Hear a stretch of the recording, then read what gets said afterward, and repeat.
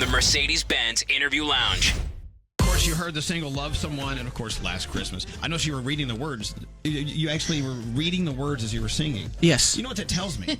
What does that tell you? You just pop that on for us. That's like an exclusive. Yeah, I'm not too covery. We don't play covers when we perform concerts anymore because now we have enough original material.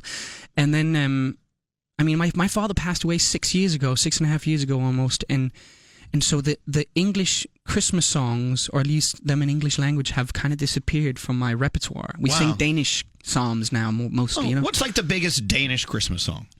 Højt for træets grønne top. Well, how does that go? Remind me how that goes. Come on. Højt for træets grønne top, stråler juleglansen, spilleman spillestigt op, nu begynder dansen. It's about fun. The Christmas tree that is a German Scandinavian tradition that now is all over the world, as you can see. It's about how at the top of the green tree there is the Christmas star, and it's about all the presents and the kids that want their presents, but not yet. We need this. And wait a minute. You're saying that you guys invented the Christmas tree? The Germans did. But I mean, Santa Claus used to be green and white, and then Coca-Cola came along. It's the biggest branding stunt in history, but really? it worked. No, wait, hold on. Santa Claus was green? Yeah. I mean, he was from the woods of Germany. Didn't you used to leave like in a shoe, a present at the bottom of the bed or something in Germany? It depends which country you're from. Yeah. Wait, he was green? I mean, in Italy, he dropped coins down your chimney. Right. In Germany, it was something about a boot. In Denmark, you had to feed the elves in the farm, or they would burn down your farm.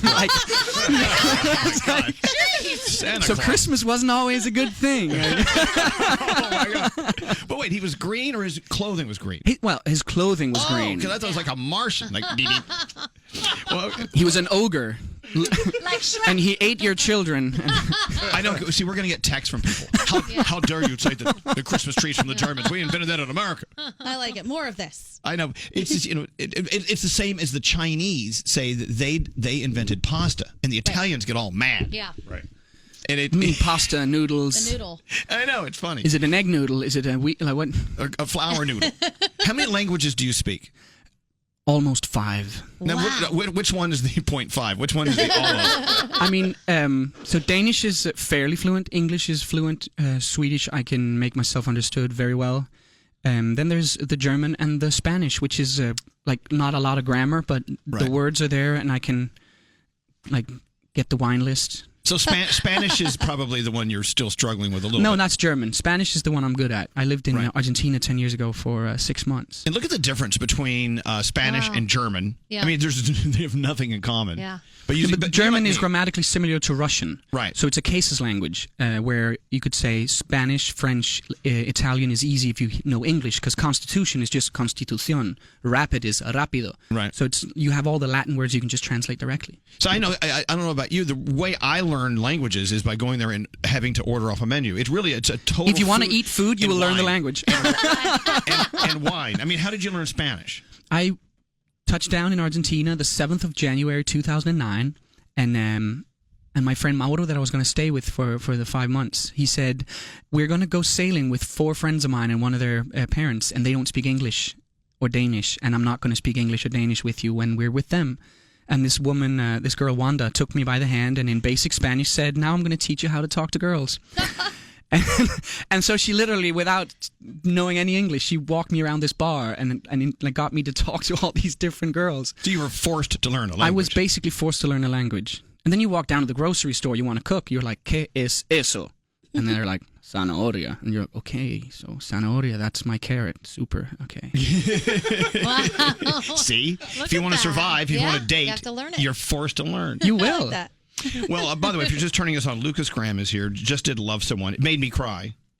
That was a lovely compliment. Thank you. Well, I decided... You didn't cry. I cried inside. Okay. Yeah. So you're... It's tough for me to get it out. But yeah. Really? No, I actually really liked it. I texted my sister and said, I feel this way about you. Sweet. I love her so much. Yeah. That's cool. How long does it take you to write something like that? Like, is that something that just comes off the cuff, or is that a long time it takes you something to write something so heartfelt and so truthful like that?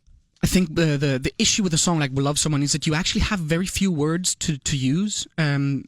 I mean, the chorus is repetitive, and the bridge, the pre is repetitive.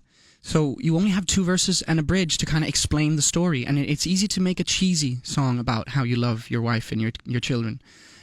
So it did take us from September 17 to like February 18. Wow. But it's like we're a big group of guys that write songs together. Some of us have written together since 2005, and then some have joined along the way. And so we're not afraid, at least I'm not afraid, to say, I can't work with this song any longer. We'll leave it, and we'll come back to it. That annoying, let me put a pin in it. Oh, I hate that Just term. let it sit there. No. Put a pen in it. No, so I just I write everything in hand. So I just close the book and we write something else, or we go have dinner. Sometimes you just need a change of scenery, or another person comes in, hears the lyrics, and says, "Wow, how about this?" And you're like, "Where have you been for the last 3-4 months?" You ever jump out of bed and go, I got it. I know now what it is. My daughter's 2 years and 2 months. When I'm in bed now, I'm in bed. Right. I used to, like right before I fell asleep, I'd be like, "Oh, that's an idea," and I'd write it down. Now I'm like, and then I wake up and I'm like, "Did I even sleep?" No, it's not that bad. Everyone should have kids. It's great. Well, it teaches you to survive on less sleep. Yes, I will tell you, when you guys did Love Someone, I was sitting here thinking, and you just told us how it was a group of 5 guys that sat down and wrote this song. Yeah. I mean, how can you not love these guys? I Because do. obviously, you know, a room of 5 guys, you would think, well, let's go bowling. Right. You know, Talk about sports. but you just wrote one of the most tender love songs ever written. Let's hear it for the 5 guys. Yay, 5 guys. Now, if you think you love Lukas and the 5 guys now, let's talk about how your life changed when you became a father. You're talking about your daughter, who's 2 years old. Yes. And you totally changed as a human being, I'm assuming, once your daughter was born. Talk about how it changed your life. Well, it's, you know, when women become pregnant, they become mothers. And dads are just looking at it like, okay, so you're growing and I don't get this. And I'm speaking from my personal experience, and I'm not throwing my experience on anyone. But as soon as the child was born, I was instantly a dad. But I didn't really get it before it was there physically in front of me. I mean, it's like you just suddenly realize that, okay, I'm going to do everything I can to protect you. Which is a feeling you don't... Yeah, like you'd stand up for your friends, or you'd like protect your sister, but like suddenly you have a kid. And it's like, wow, I'm going to break your heart more than any boy in the whole world one day when I die, was like one of the first thoughts I had. My God. You know, because my dad is dead, you know? This is almost as bad as Santa Claus burning my farm. My daughter was born almost just like a couple of weeks after the anniversary of my father's passing. Wow. 1 week after my own birthday. So I turned 28, and the best birthday present was a week later. I got my nugget.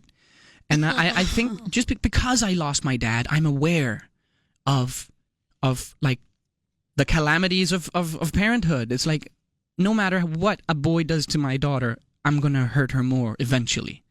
That's a weird thought. Or a girl. I mean, she can grow up to decide what she wants. Right. I never ever thought of it that way. Never. I've never thought about that either. I remember thinking when I was pregnant, my mom, I was so worried about the baby inside of me, like keeping it, you know, safe and eating the right things. And my mother said to me, "You think you're worried now? Wait until it's out in the world, and wait until, you know, it's breathing the air and the Jersey air," you know? And I was like, you're right. And now more than ever, I'm like petrified. I'm constantly afraid of everything. No, that's what my mom said. She was like, yeah, now you're worried with the kid in your arms. Just wait till your kid has kids. Oh. And I was like, oh my God, I can't even imagine my mom sitting at home and thinking of her 3 children. We Yeah. all have a kid each. We all have a daughter each. And she must be terrified. But the other thing is that you have a child, and then you realize, oh my God, our parents didn't know anything. Right? Because I don't know anything. Yeah. Well, I can't imagine what it's like being a parent. Like the day my mom came home and found me dressing in her clothes. Can you imagine? You know, makes you happy. I know, but it's got to be just terrifying. The things they do. I was wearing her undergarments as well. I think what terrifies me is like I'm having dinner with a glass of wine, and then suddenly my daughter, she's 2 years and 2 months, she said, "And Viola would like a glass of wine," and I'm like, "What? What? Who? What? Who taught you this?" Give Viola some wine. Hello. Has having a daughter in particular changed your outlook on men and women in the world, and like the struggles that women have and how hard it is? I'm born in Scandinavia, which is a very gender equal part of the world. We're not quite there yet, but we're working on it. And I got a daughter, and suddenly I thought Denmark was the most unfair country in the world. I can't believe there's a pay gap. I can't believe that there is everything. There's going to be pressure on you to dress correctly.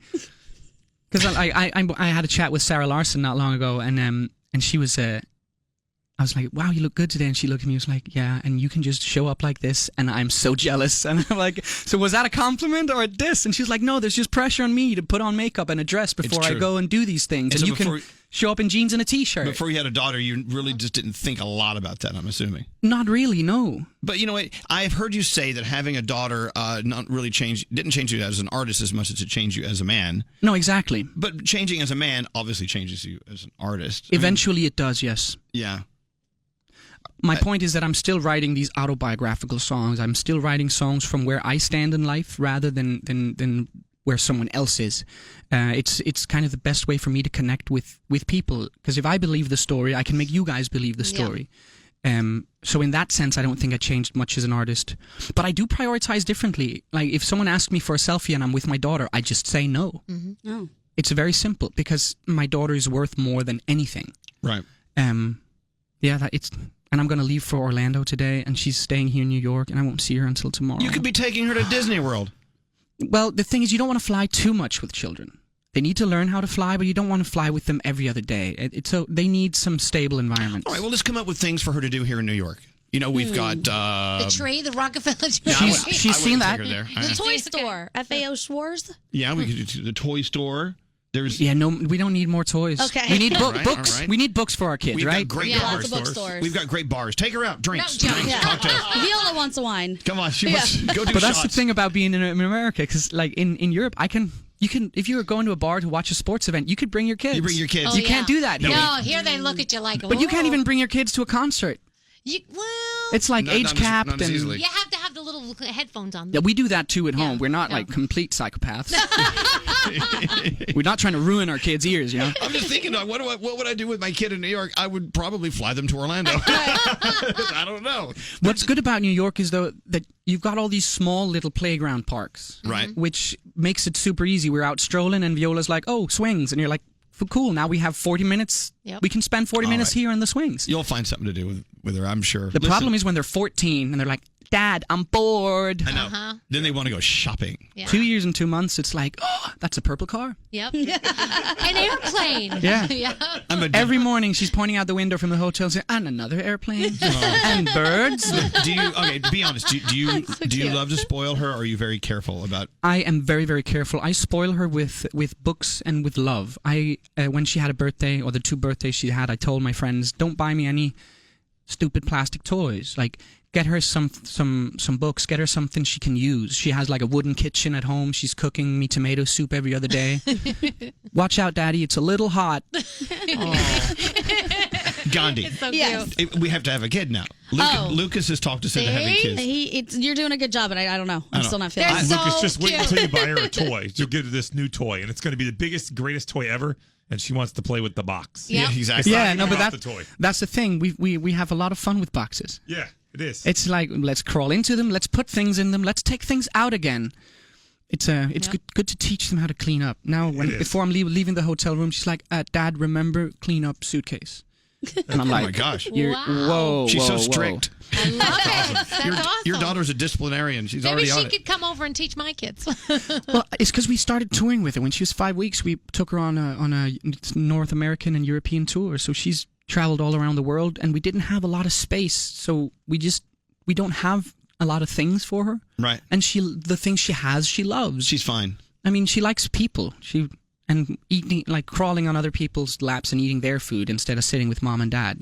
Then we don't need to give her an iPad for dinner, you know? Well, okay. One more question. At what age will your daughter receive a phone? Oh, let's 20 something. phones. They must be a fad. They're on their way out again. Yeah. Okay, I see where you're going with that. This is over. All right, well, look. We're attempting to not go to the screens. Good. Books are fine. Books are great. It's been great having you here. Hey, thanks for having me back. The performance, you and the guys, you sounded awesome. Amazing. Thank you very much. Lucas Graham, of course, the single's called Love Someone. Well, I dare you to listen to it. Again, Gandhi, and not cry. I'm going to go download it. You should. I'll cry today at some point. Where are we seeing you next? I know you did Seth Meyers the other night. You have some stuff coming up? Hammerstein Ballroom, March 15th. I'm coming back in a few months. Welcome back.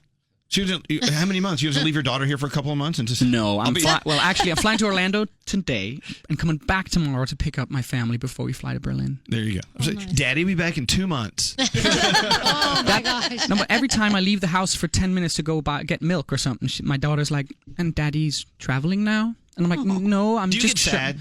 Yeah, I do. Because I get sad. I leave my schnauzer at home and I start crying. I'm like, oh, thanks. I get it. With a daughter, it must be just awful. Look, okay. Lukas Graham, love someone, please. If it moved you as much as it moved us, you should make sure everyone you know has it on their phones or wherever they have their music. Thank you for coming in. Thanks very much for having me. Merry Christmas or in Denmark, we don't say Happy Holiday. We just say Merry Christmas. And then we also say Happy Hanukkah and like Happy No, but you have to Eid. say it in your language, though. Oh, glædelig jul.